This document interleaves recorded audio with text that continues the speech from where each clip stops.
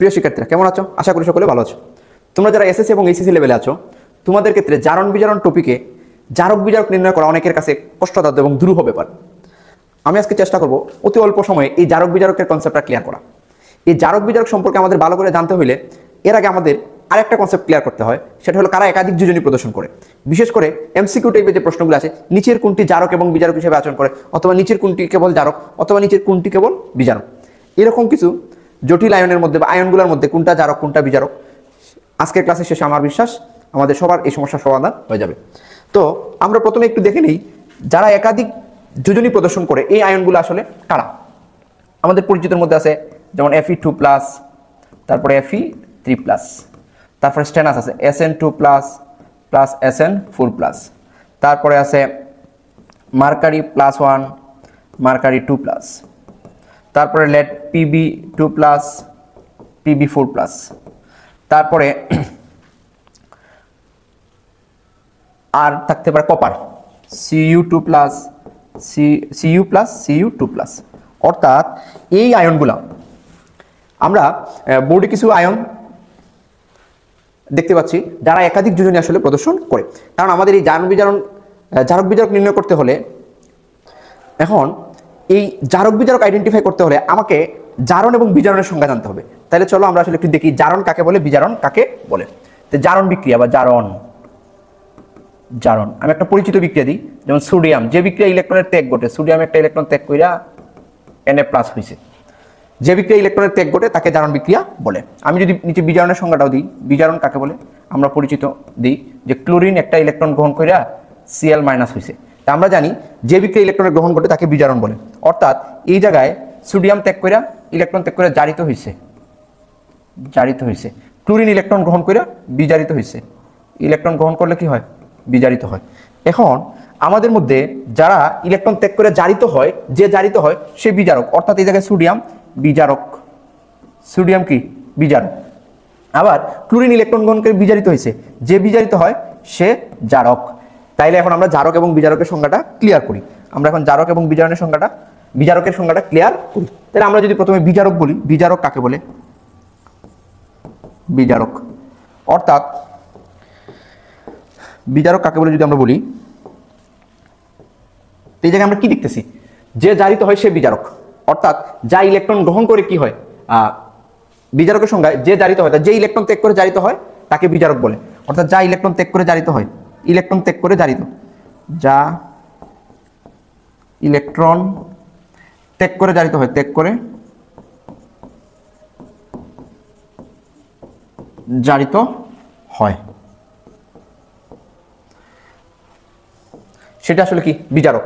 এখন আমি যদি জারকের সংজ্ঞা বলি,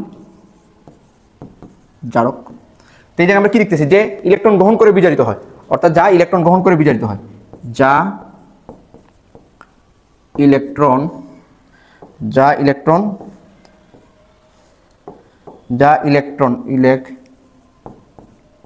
গ্রহণ করে বিজারিত হয়, গ্রহণ করে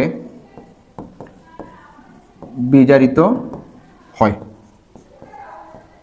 তাইলে আমরা আসলে জারক এবং বিজারক কাকে বলে বিষয়টা বুঝতে পারছি। বিজারক কি হয়? জারিত হয়, জারক বিজারিত হয়। অর্থাৎ এই অংশটাকে যদি আমরা শর্ট ভার্সনে বলি, বিজারক জারিত হয়েছে, আর কি হয়েছে? জারক বিজারিত হয়েছে। এখন মোরাল অফ দ্য স্টোরিটা আসলে কি? এখন আমরা দেখব এই বিজারক মানে সে জারিত হয় ইলেকট্রন ত্যাগ করে, বিপরীত ঘটনা। আমরা যদি একটু মনে রাখি যে জারণের সাথে বিজারকের সম্পর্ক, অর্থাৎ বিজা আমি যদি বলি, বিদিয়া বিজারক, আর যা দেয়া মানে জারণ, অর্থাৎ যে জারিত হয় সে বিজারক। এই জায়গায় কি? যে বিজারিত হয় সে জারক, যে বিজারিত হয়, এই জায়গায় সে বিজারিত হয়েছে, অর্থাৎ ইলেকট্রন গ্রহণ করে বিজারিত হলে সে কি? জারক। অর্থাৎ বিপরীত ঘটনা, বিজারণের সাথে জারকের সম্পর্ক, বিজারণের সাথে জারকের সম্পর্ক, আর জারণের সাথে বিজারকের সম্পর্ক, উল্টা ঘটনাটা। ওইভাবে আমরা একটু মনে রাখতে পারি। এখন আমরা ওই উদ্দীপকের যে আয়নগুলো আমাদের দেয়া আছে, এদের মধ্যে আমরা চিহ্নিত করব কোনগুলা জারক কোনগুলা বিজারক, এবং কোনগুলা জারক বিজারক উভয় হিসেবে আচরণ করে। তাহলে চলো আমরা একটু দেখি। আমরা যদি Fe2+ এর কথা চিন্তা করি, কার কথা চিন্তা করি? Fe2+। আমরা যদি Fe2+ এর কথা চিন্তা করি, Fe2+ এর কথা চিন্তা করি, Fe2+, Fe2+। সে কি করতে পারে? সে একটা ইলেকট্রন ত্যাগ করে Fe3+ হইতে পারে না? Fe2+ একটা ইলেকট্রন ত্যাগ করে Fe3+ হইতে পারে। আবার সে প্রয়োজন হলে কি হইতে পারে? Fe2+ আছে, সে Fe2+ আছে, তার প্রয়োজন মনে করলে সে দুইটা ইলেকট্রন গ্রহণ করে Fe হইতে পারে, নিরপেক্ষ হইতে পারে। অর্থাৎ সে দুইটা ইলেকট্রন গ্রহণ করিয়া নিরপেক্ষ আয়রন হইতে পারে, আমি ইলেকট্রনগুলো একটু অন্য কালার দিয়ে বোঝানোর চেষ্টা করি। আচ্ছা, অর্থাৎ আমরা কি বলতেছি যে Fe2+টা যে আমার আছে, সে কি করতে পারে? প্রয়োজন হইলে সে একটা ইলেকট্রন ত্যাগ করে Fe3+ হইতে পারে। আচ্ছা, একটা ইলেকট্রন ত্যাগ করে যে সে 3+ হইছে, সে আসলে কি হইছে? আসলে সে জারিত হইছে। সে হইছে কি?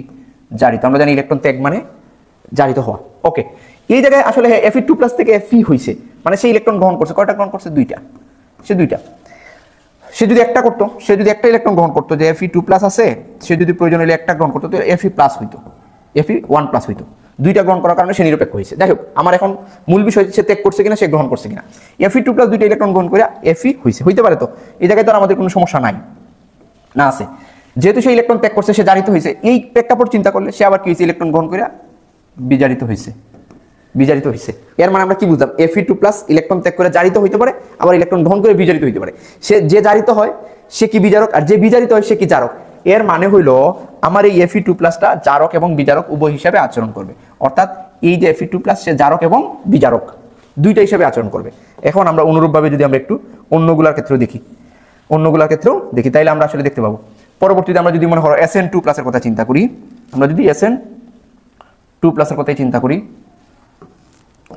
Sn2+, সে কি করতে পারে? সে দুইটা ইলেকট্রন ত্যাগ করিয়া সে Sn4+ হইতে পারে, আবার সেই ইলেকট্রন গ্রহণ করিয়া Sn হইতে পারে, নিরপেক্ষ হইতে পারে। আমি পরে যদি মার্কারির কথা বলি, সে মার্কারি প্লাস আছে, সে যদি মনে করে একটা ইলেকট্রন ত্যাগ করিয়া মার্কারি 2+ হইতে পারে, আবার সে যদি মনে করে যে আমি একটা ইলেকট্রন গ্রহণ করে মার্কারি হইতে পারে, নিরপেক্ষ হইতে পারে। অনুরূপভাবে Pb2+, লেড মানে সীসা যেটা, Pb2+, সে দুইটা ইলেকট্রন ত্যাগ করে Pb4+ হইতে পারে, সে আবার দুইটা গ্রহণ করে কি হইতে পারে? Pb হইতে পারে, নিরপেক্ষ হইতে পারে। আবার নিচে আছে আমাদের কপার, অর্থাৎ তামা, কপার আয়ন, সে একটা ইলেকট্রন ত্যাগ করে Cu2+ হইতে পারে, আবার সে একটা গ্রহণ করে Cu হইতে পারে। তো এটা নিয়ে তো আমার সমস্যা নাই। আমরা ইলেকট্রনগুলো একটু হলুদ কালার দিয়ে দেখাই। দেখো, এই Sn2+ এর দুইটা ইলেকট্রন ত্যাগ করে Sn4+ হইতে পারে, মানে সে কি হয়েছে? জারিত হয়েছে। Sn2+ এ দুইটা ইলেকট্রন গ্রহণ করতে পারে, করে সে নিরপেক্ষ হইতে পারে, সে কি হয়েছে? বিজারিত হয়েছে।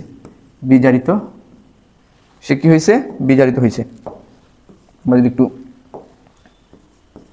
বিজারিত হয়েছে, এর মানে কি? Sn2+ ইলেকট্রন ত্যাগ করে জারিত হইতে পারছে, সে আবার ইলেকট্রন গ্রহণ করে বিজারিত হয়েছে। এর মানে সেও কিন্তু জারক বিজারক। আমরা যদি এখন অনুরূপভাবে এই বিষয়গুলো একটু বলি, ও কয়টা ত্যাগ করছে? একটা ত্যাগ করছে। সে আবার একটা গ্রহণ করছে। সে দুইটা ত্যাগ করছে, দুইটা ইলেকট্রন ত্যাগ করছে। 2+ থেকে 4+ হয়েছে। সে 2+ থেকে নিরপেক্ষ হয়েছে, দুইটা ইলেকট্রন গ্রহণ করছে। সে একটা ত্যাগ করছে, সে একটা কি করছে? গ্রহণ করছে।